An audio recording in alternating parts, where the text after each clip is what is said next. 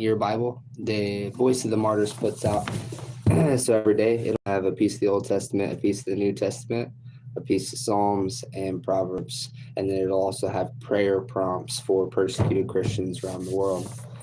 I'm going to go ahead and start now. I've only got about 10 minutes. We're going to see if we can't get through the first section, and then I'll hop back on later today. And more sporadic here in the beginning as I find the right time to be able to get this done. And as we do some catch up, because it is dated, so we're still starting at the January 1st page.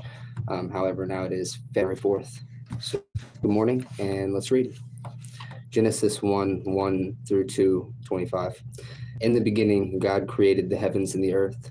The earth was formless and empty, and darkness covered the deep waters, and the Spirit of God was hovering over the surface of the waters. Then God said, "Let there be light," and there was light. And God saw that the light was good. Then he separated the light from the darkness. God called that light day, and the darkness night. And evening passed, and morning came, marking the first day. Then God said, "Let there be a space between waters to separate the waters of the heavens from the waters of the earth." And that is what happened. God made this space to separate the waters of the earth from the waters of the heavens. God called this space sky. And evening passed, and morning came, marking the second day. Then God said, "Let the waters beneath the sky flow together into one place, so dry ground may appear." And that is what happened. God called the dry ground land and the waters seas, and God saw that it was good.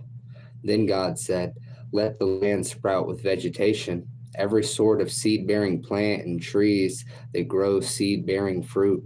These seeds will then produce the kinds of plants and trees from which they came." And that is what happened. The land produced vegetation, all sorts of seed-bearing plants and trees with seed-bearing fruit. Their seeds produced plants and trees of the same kind, and God saw that it was good. And evening passed, and morning came, marking the third day.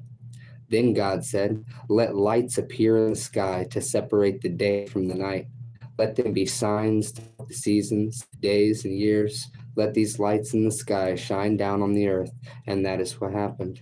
God made two great lights, the larger one to govern the day and the smaller one to govern the night. He also made the stars. God set these lights in the sky to light the earth, to govern the day and night, and to separate light from the darkness. And God saw that it was good. And evening passed, and morning came, marking the fourth day. Then God said, "Let the waters swarm with fish and other life. Let the skies be filled with birds of every kind." So God created great sea creatures and every living thing that scurries and swarms in the water, and every sort of bird, each producing offspring of the same kind. And God saw that it was good. Then God blessed them, saying, "Be fruitful and multiply. Let the fish fill the seas, and let the birds multiply on the earth." And evening passed, and morning came, marking the day. Then God said, "Let the earth produce every sort of animal, each producing offspring of the same kind, livestock, small animals that scurry along the ground, and wild animals." And that is what happened. God made all sorts of wild animals, livestock, and small animals, each able to produce offspring of the same kind. And God saw that it was good. Then God said, "Let us make human beings in our image, to be like us. They will reign over the fish in the sea, the birds in the sky, the livestock, and small animals along the ground." So God created human beings in his own image. In the image of God, he created them, male and female, he created them. Then God blessed them and said, "Be fruitful and multiply, fill the earth and govern it. Reign over the fish in the sea, the birds in the sky, and all the animals that scurry along the ground." And then God said, "Look, I have given you every seed-bearing plant throughout the earth and all the fruit trees for your food. And I have given every green plant as food for all the wild animals, the birds in the sky, and the small animals that scurry along the ground, everything that has life." And that is what happened. Then he looked all over all that he had made, and he saw that it was very good. And evening passed, and morning came, marking the sixth day. So the creation of heavens and the earth and everything in them was completed. On the seventh day, God had finished his work of creation, so he rested from all his work. And God blessed the seventh day and declared it holy, because it was the day when he rested from all his work of creation. This is the account of the creation of the heavens and the earth.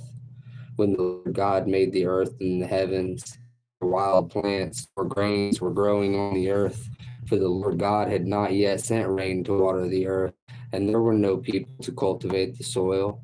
Instead, springs came up from the ground and watered all the land.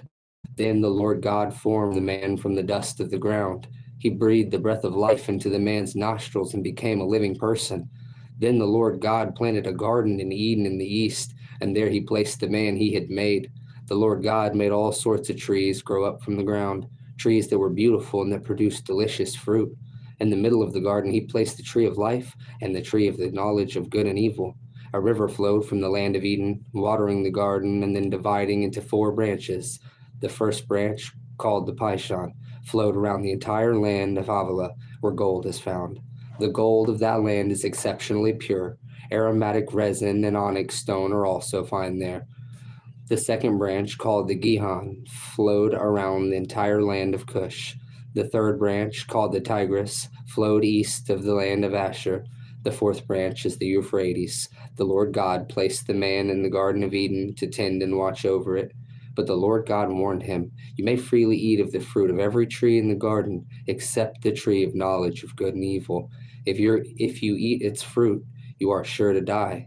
Then the Lord God said, it is not good for the man to be alone. I will make a helper who is just right for him." So the Lord God formed from the ground all the wild animals and all the birds of the sky. He brought them to the man to see what he would call them, and the man chose a name for each one. He gave names to all the livestock, all the birds of the sky, and all the wild animals. But still there was no helper just right for him. So the Lord God caused the man to fall into a deep sleep. While the man slept, the Lord God took out one of the man's ribs and closed up the opening. Then the Lord God made a woman from the rib, and he brought her to the man. At last, the man exclaimed, "This one is bone from my bone and flesh from my flesh. She will be called woman, because she was taken from man." This explains why a man leaves his father and mother and is joined to his wife, and the two are united into one. Now the man and his wife were both naked, but they felt no shame. That is the first section. That's going to be our Old Testament for the day. I appreciate you being with me and listening. I'll pop back in later and we'll get our New Testament, our Psalms and Proverbs in. This is going to be a little sporadic while we figure out a good time to consistently do this, but and while we catch up. But there's our Old Testament for the day. Genesis 1:2 through 25. We have the creation of the earth and of Adam and Eve. I hope you guys have a blessed day, and I'll check in with you soon. I love you, and so does our Father.